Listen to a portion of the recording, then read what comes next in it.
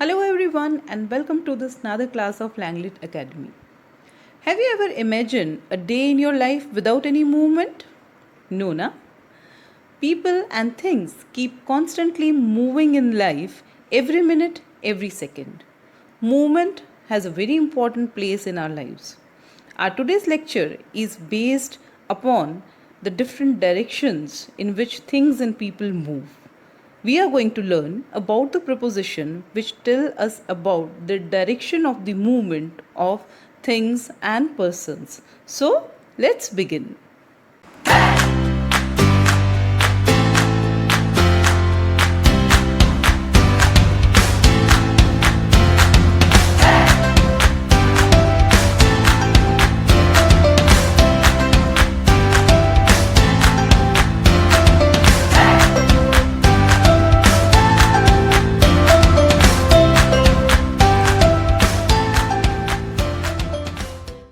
What is preposition of direction? Prepositions of direction show us to where or in which direction something or someone moves. जैसे कि मैंने आपको बताया, prepositions of direction use होते हैं यह बताने के लिए कि कोई भी चीज़ या कोई भी व्यक्ति किस डायरेक्शन में, किस दिशा की तरफ जा रहा है। हम शुरुआत करते हैं preposition to से। To indicates a motion in the direction of a place. Means to ये बताता है कि कोई भी चीज़ या कोई भी व्यक्ति किस जगह को जा रहा है। For example, he went to college. वह कॉलेज को जा रहा है। We are to Mumbai. कहाँ जा रहे हैं? मुंबई को जा रहे हैं। ये डेस्टिनेशन है और टू प्रीपोजिशन किस डेस्टिनेशन को कोई व्यक्ति या वस्तु जा रही है ये बताने के लिए यूज़ होता है। We walk from farm to the beach. Beach तक, the destination is beach, beach को जा रहे हैं। Next we talk about from. From indicates the point of a place at which or action starts. Point use from use होता है उस point को बताने के लिए जहाँ से वह एक्शन शुरू होता है, जहाँ से मूवमेंट शुरू होती है। टू तक जाती है और फ्रॉम से शुरू होती है। For example, he came from Delhi. उसका आने का जो एक्शन है वो स्टार्ट हुआ है दिल्ली से। इसको हम इस तरह से भी समझ सकते हैं, he came from Delhi and is going to Mumbai. तो यहाँ पर आपको टू और फ्रॉम दोनों एक साथ समझ आ सकते हैं। Next example is he walked from beach to farm. हमने प्रीवियस एग्जाम्पल में देखा कि टू द फार्म, वो फार्म तक जा रहे हैं, फार्म को जा रहे हैं। कहाँ से शुरू हुए चलना? From the beach. He started reading book from the first page. He started reading from the first page of the book. पढ़ने का एक्शन, रीडिंग का एक्शन कहाँ से शुरू हुआ? फर्स्ट पेज से। हिंदी में आप इसे इस तरह भी समझ सकते हैं कि कोई एक्शन कहाँ से शुरू होता है, इस से के लिए हम फ्रॉम लगाते हैं। Next we discussed about into. Into indicates a motion towards going inside. किसी भी चीज़ में या उसके अंदर जाने के एक्शन के लिए हम इनटू बताते हैं। वह चीज़ डेप्थ इंडिकेट या कोई गहराई इंडिकेट करनी चाहिए। ही केम इनटू द हाउस। घर के अंदर जा रहा है या वो घर के अंदर गया, इसके लिए हमने यूज़ किया into.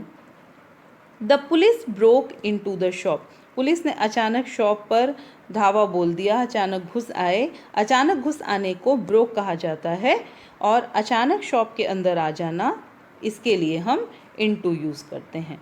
The car crashed into the wall.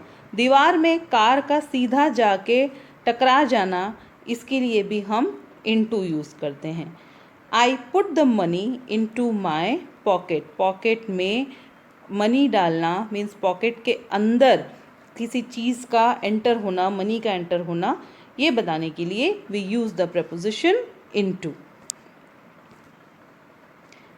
Next we talk about out of. Out of into का ऑपोजिट होता है। जैसे इनटू किसी भी चीज़ के अंदर का मोशन बताता है, अंदर जाने का मोशन बताता है, डायरेक्शन बताता है, उसी तरह आउटसाइड किसी भी चीज़ के अंदर से बाहर आने का मोशन बताता है। It indicates a motion towards outside of something. For example, अगर कोई छोटी जगह से बड़ी जगह में जा रहा है तो हम लिखेंगे he is going out of the town. Get out of my house, घर के अंदर जाना है तो इनटू और घर के बाहर जाना है तो out of. Please remain out of this. ज़रूरी नहीं कि हम ये किसी प्लेस के लिए ही यूज़ करें। अगर किसी मैटर या इशू से बाहर रहने की बात हो रही है या जाने की बात हो रही है, अलग रखने की बात हो रही है, इसके लिए भी हम आउट ऑफ यूज़ करते हैं। Next we talk about through. Through indicates a motion in the middle of something. इसका मतलब है, जैसा आप पिक्चर में देख रहे हैं, किसी चीज़ से होकर जाना, इसके लिए हम थ्रू वर्ड यूज़ करते हैं। We drove through the tunnel. Tunnel आप सब जानते हैं, तो टनल के बीच से ही होके हम कहीं गुजरते हैं। We drove through the tunnel, किसी चीज़ के बीच से होकर जाना। They came through the forest, जंगल से होकर गुजरना, जंगल को पार करके उसके बीच से होकर निकलना। They came through a forest. He came through the entrance gate. यहाँ पिक्चर में भी हम देख सकते हैं कि अगर ये एंट्रेंस गेट है और अगर कोई उससे होकर गुजर रहा है, that means he came through the entrance gate. किसी चीज़ के बीच से होकर गुजरना, यह बताने के लिए हम थ्रू का इस्तेमाल करते हैं। Next we talk about across. Across means going to other side. आप पिक्चर में देख सकते हैं कि एक तरफ से दूसरी तरफ जाना, ये बताने के लिए हम अक्रॉस यूज़ करते हैं। Example, he went across the river. River के एक पार से दूसरी तरफ जाना, he went across the river. He walked across the road. अगर कोई रोड के एक पार से दूसरी तरफ गया है, क्रॉस किया है, तो we use he walked across the road. My house is across the bank. इसका मतलब है कि there is a road between the house and the bank. House है एक तरफ और दूसरी तरफ बैंक है, और इस तरफ से उस तरफ होके जाना है, तो we use my house is across the bank.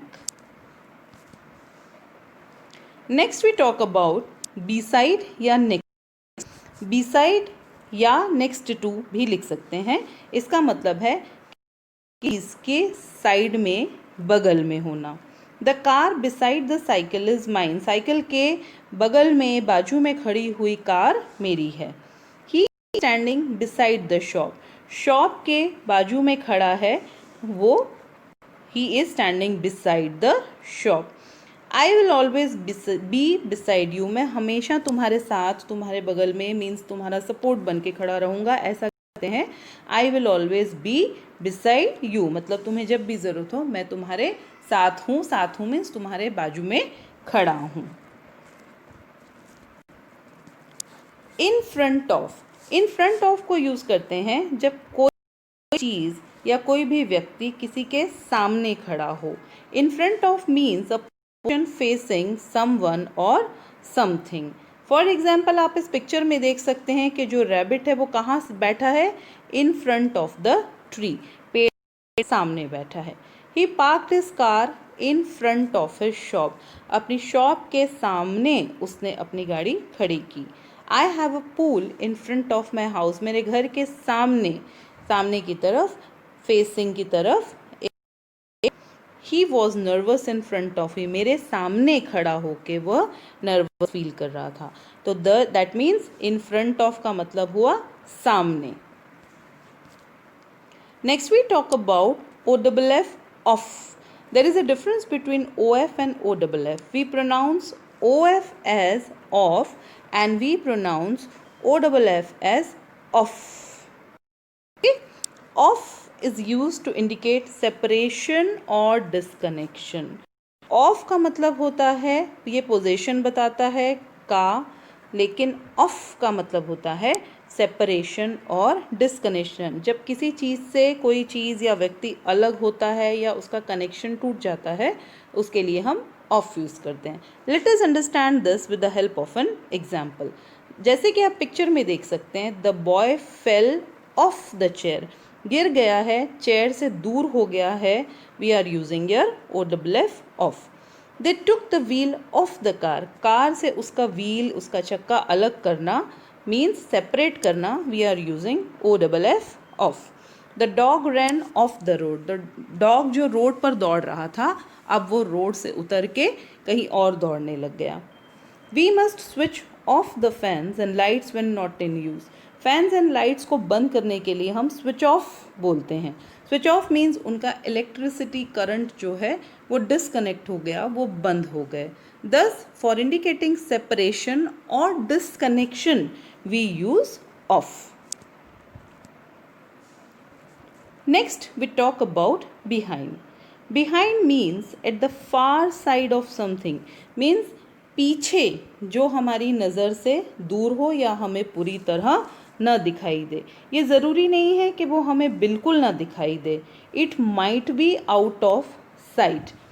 लेकिन ऐसा नहीं है, वो हमें पार्शियली दिखाई दे सकता है और वो हमें पूरी तरह न दिखाई दे, ऐसा भी हो सकता है। और इसे ये ऑपोजिट ऑफ फ्रंट है। इन फ्रंट ऑफ में किसी चीज़ के सामने होना, सामने होने से पूरी तरह दिखाई देना, और किसी चीज़ के पीछे होना तो हो सकता है वो थोड़ा दिखाई दे, हो सकता है वो आधा दिखाई दे, हो सकता है वो बिल्कुल भी दिखाई ना दे, यह दूर भी हो सकता है। For example, he parked his car behind my car, मेरी कार के पीछे उसने अपनी कार पार्क की है, मुझे दिखाई दे रही है, पूरी तरह से दे रही है, आधी दे रही है, न दिखाई दे ये तो पॉसिबल नहीं है, but he parked his car behind my car. I have a pool behind my house, आप इमेजिन कर सकते हैं कि हाउस के पीछे एक पूल है, हो सकता है दिखाई दे, हो सकता है बिल्कुल ना दिखाई दे। और अगर हम किसी और जगह पर खड़े होकर ये बात कर रहे हैं, कहने वाला ये बता रहा है कि मेरे घर के पीछे एक पूल है, दैट मीन्स वो पूल दिखाई दे सकता है, वो पूल बिल्कुल दिखाई नहीं दे सकता। गो बिहाइंड दैट ट्री, उस पेड़ के पीछे जाओ, दैट मीन्स किसी भी चीज़ के पीछे अगर कोई व्यक्ति या वस्तु है उसके लिए हम बिहाइंड यूज़ करते हैं। इस पिक्चर में आप देख सकते हैं एक बॉय और एक गर्ल है, जो सामने खड़ा है that is in front of, और जो पीछे खड़ी है दैट इज़ बिहाइंड। तो आई थिंक इस पिक्चर से आपको इन फ्रंट ऑफ और बिहाइंड दोनों के मीनिंग काफ़ी क्लियर हो गए होंगे। Next we talk about towards. Towards means motion in the direction of something, किसी चीज़ की तरफ आना, that is known as towards. अब टू और टूवर्ड्स के बीच में काफ़ी लोग कंफ्यूज हो जाते हैं।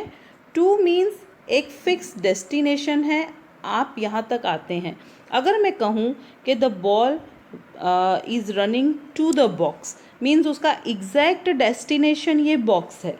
लेकिन अगर ये कहूँ कि ball is running towards the box, means वो इसकी दिशा में आ रहा है लेकिन एग्जैक्टली इस बॉक्स तक जा रहा है, ये कंफर्म नहीं है।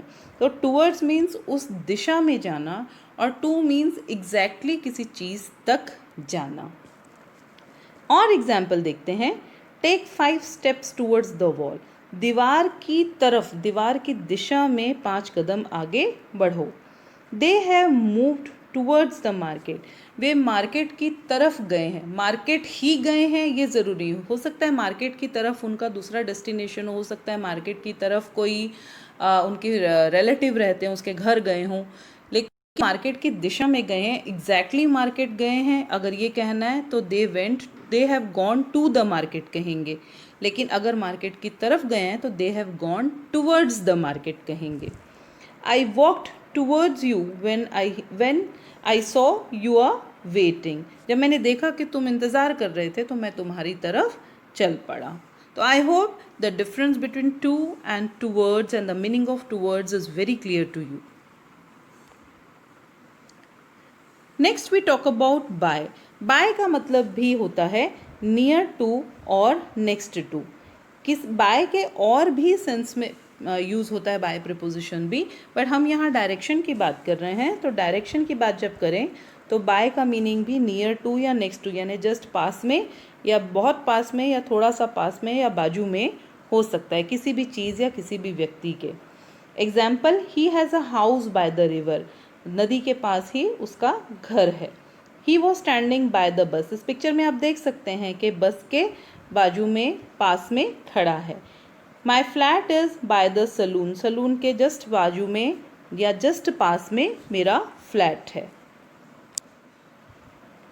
Next we talk about up. Up means motion towards a higher place of or position. Up का मतलब ऊपर नहीं, ऊपर से यहाँ का मतलब है कि अपनी जगह से कुछ ऊपर हायर प्लेस या हायर पोजीशन की तरफ जाना, आगे बढ़ना, प्रमोट होना।